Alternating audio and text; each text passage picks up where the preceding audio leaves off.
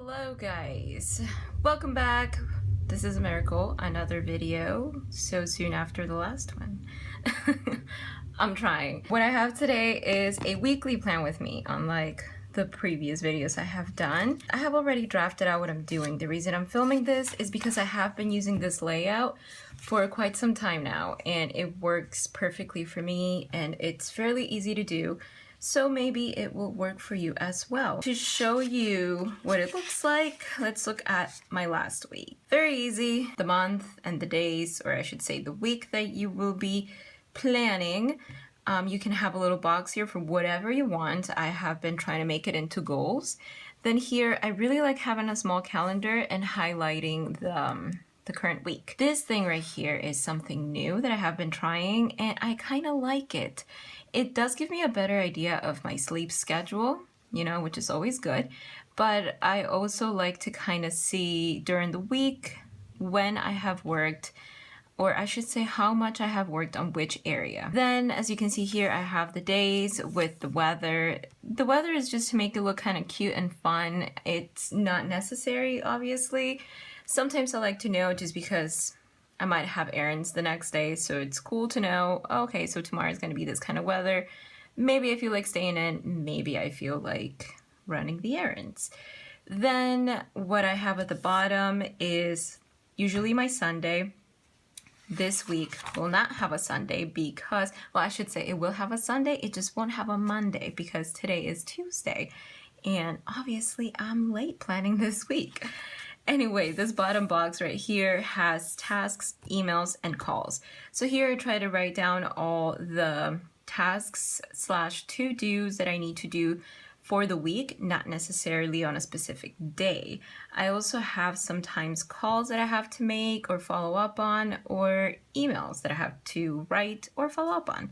So that goes here. Any kind of note that will be noted for my Calendex will go in this section because it's most likely the part where I have the most space, as you can see here. I am loving the Calendex, by the way, quick update. I really did not think I was going to use it, but surprise, I have used it a lot this year and I will definitely be using it again for 2018. All right, back to the weekly.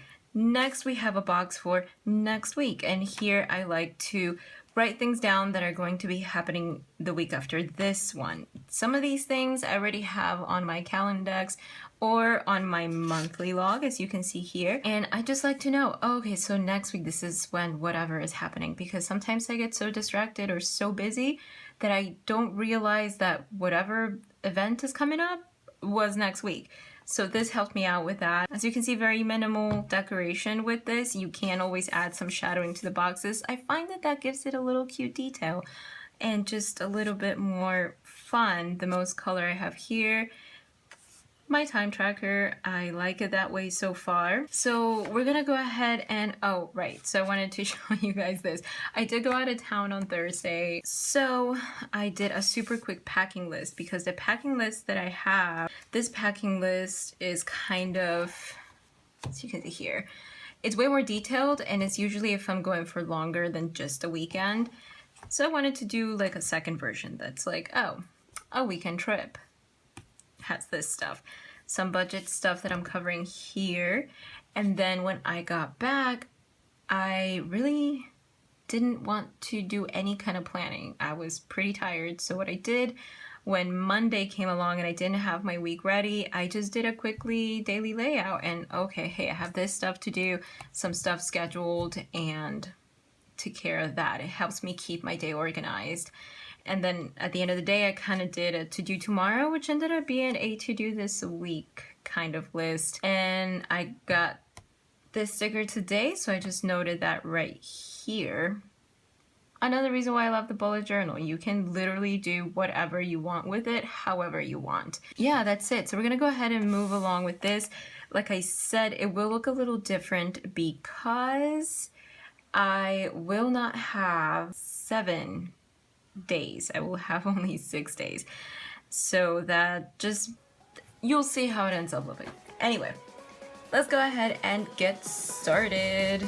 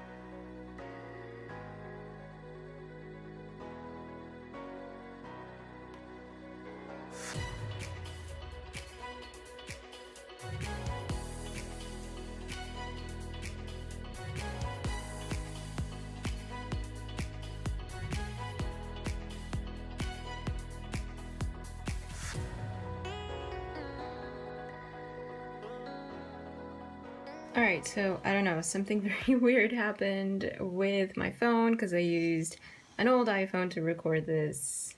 At least I started to, but I did some stuff. I don't think you saw me do this. I'm gonna fill this in. Here I'm gonna complete the emails, tasks, and calls. Here is going to be my next week, my time tracker, and then I just used this Tombow in 243 for this right here, November 6th to the 12th, as well as the border of this little calendar and these right here. I will add more things to this probably. So, all right, let's keep with it.